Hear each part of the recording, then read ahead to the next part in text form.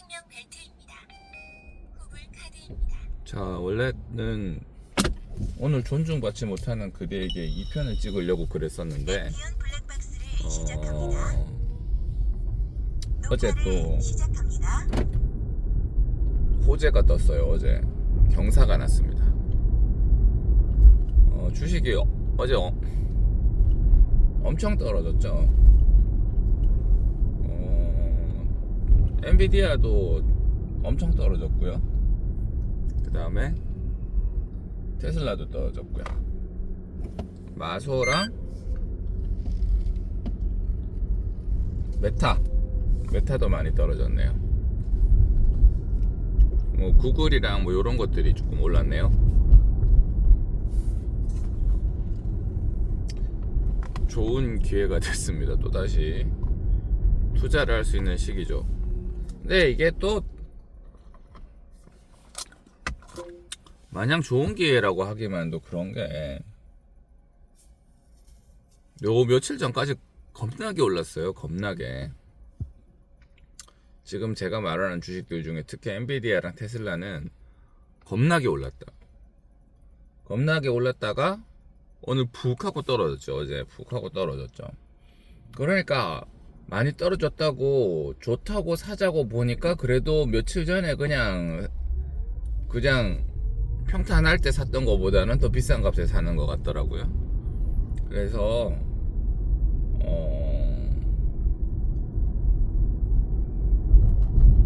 그냥 생각 없이 그때 사라는 말이 그냥 뭐 이런 거 저런 거 신경 쓰지 말고 생각 없이 그때 사라 이런 말이 진짜로 주정차 위반 단속 맞는 위반입니다. 말일 수 있습니다. 맞는 말인 가능성이 높습니다. 한참 떨어져가지고 야 떨어졌다고 이제 다시 살려고 들어가려고 보니까 알고 보니까 그래도 한 20일 전보다는 훨씬 높은 가격이야. 어제에 비해서 많이 떨어졌다는 거지 20일 전이랑 비교했을 때 높은 가격인 경우가 많기 때문에 뭐 그렇습니다. 하여튼 간에 떨어졌다는 건 좋은 거죠. 뭐 또 구구절절한 이유를 붙입니다. 뭐 이제 애플 같으면 중국 판매량이 어떻고 뭐 어쩌고저쩌고 회사코 뭐 대선 어쩌고저쩌고 예 근데 이제 우리는 그런 것들을 판단하려고 하시면 안 됩니다. 이런 일이 있을 거니까 내일 기분이 좋을 것이다 라고 맞추는 거랑 비슷하죠. 예, 안 됩니다. 여행 가면 항상 즐거웠나요? 여행 가면 항상 즐거웠나? 꼭 그렇지만은 않죠. 여행이라는 이벤트가 있으면 즐거울 거라고 예상은 하지만 그러나 막상 가보면 즐겁지 않았던 기억도 많이 날 거예요. 내일 내 기분이 어떤가? 이런 이벤트가 있으니까 내가 내일 기분이 좋을 거야 라고 예상하는 거랑 비슷합니다. 전혀 그렇지 않죠. 뭐 대충 맞는 것 같기도 한데 아닌 경우도 상당히 많이 있고 그렇습니다. 어제가 좋았던 점은 뭐냐 하면 어제가 일반 직장인들은 월급 날이었다는 거예요.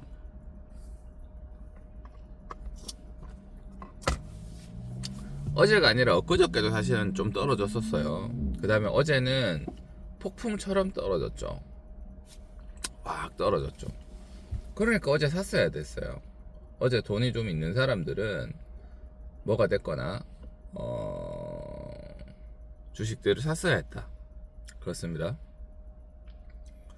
저도 어제 조금 샀어요.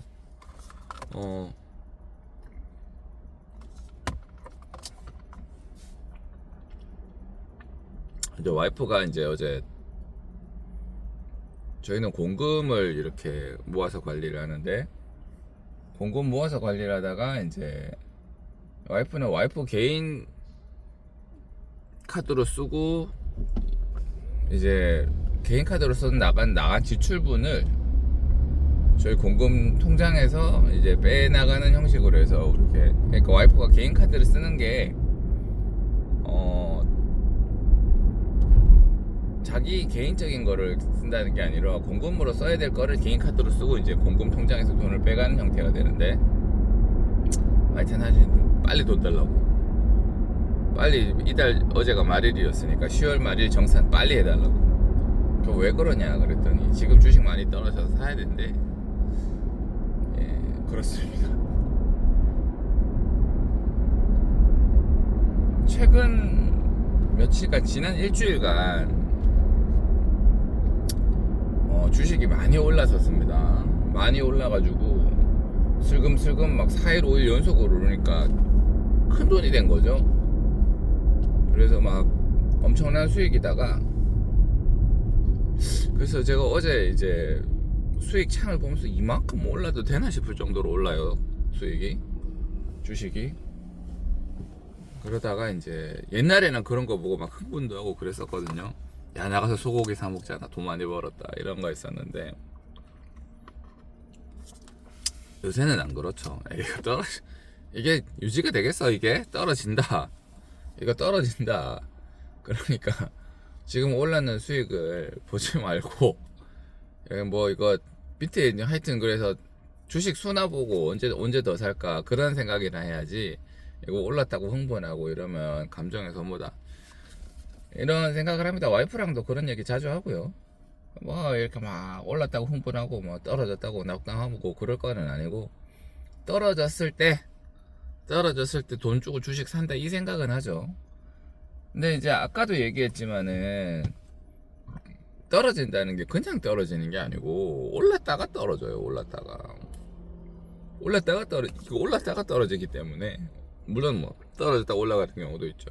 올랐다가 떨어지면 떨어진 거에는 어디 싸다 싶어서 사도 올랐다가 떨어지니까 사실 여기보단 비싸게 사는 거죠. 그러니까 요새는 그런 생각도 듭니다.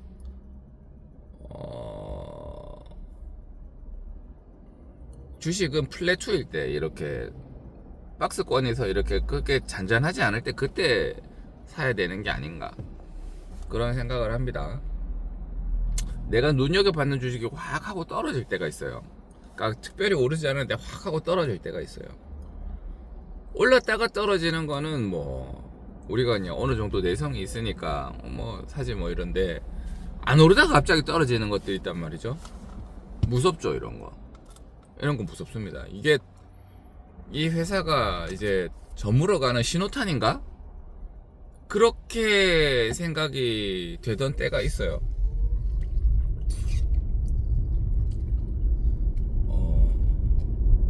대표적으로 메타가 그랬습니다. 메타가 지금 제가 가지고 있는 주식에서 수익률 1위가 엔비디아고요, 2위가 하나에어로스페이스입니다. 국내 주식이죠. 3등이 메타입니다. 메타가 엄청 떨어졌을 때 이제 사람들한테 욕을 엄청 먹고, 그때는 페이스북이었거든요. 페이스북에서 이제 이름이 메타로 바뀌었는데, 메타 지금 되게 조용해요. 다른 애들에 비하면 특별한 특징이 없는 주식처럼 보여요. 그러니까 뭐 엔비디아는 AI라고 하는 확실한 테마를 가지고 있죠. 그 다음에 테슬라는 전기 자동차 아니면 무인화 이런 거에 대한 확실한 테마를 가지고 있습니다.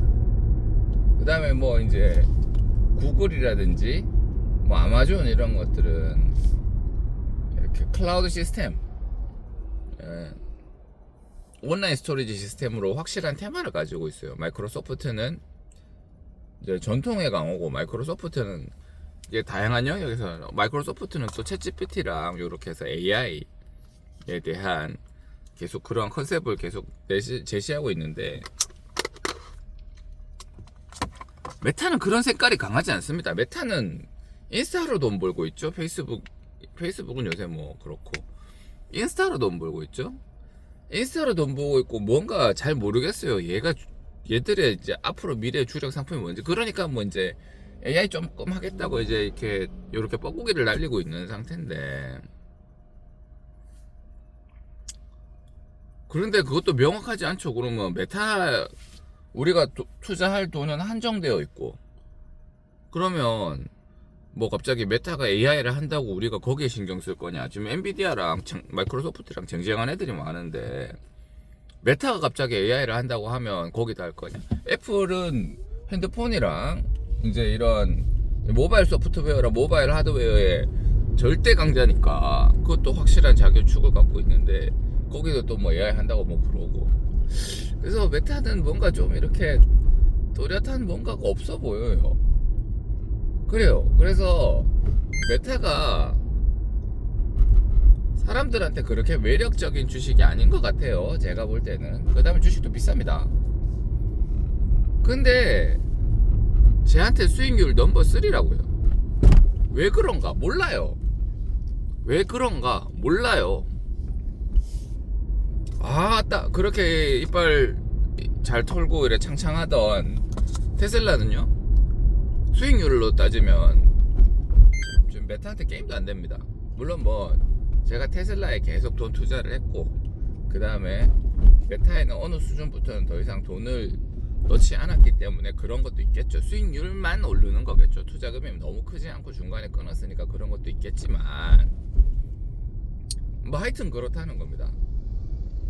그 주식은 예측이 진짜로 무의미해 보이고요. 제가 볼 때는 그렇습니다. 주식에 대한 예측은 되게 무의미해 보인다.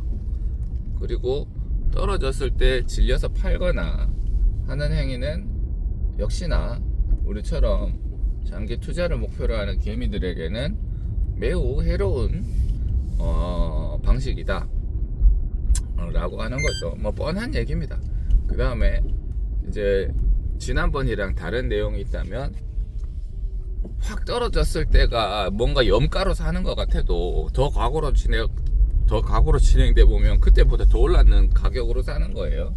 그게 불과 20일 전만 해도 그때보다 더 올랐는 가격으로 사는 경우가 많기 때문에 우리가 이러한 주식들을 살 때는 어떻게 보면 이게 안정적이고 강한 주식이라고 생각이 되면 이렇게 플래투일 때, 요동치지 않을 때 사는 것도 굉장히 좋다, 그런 생각입니다.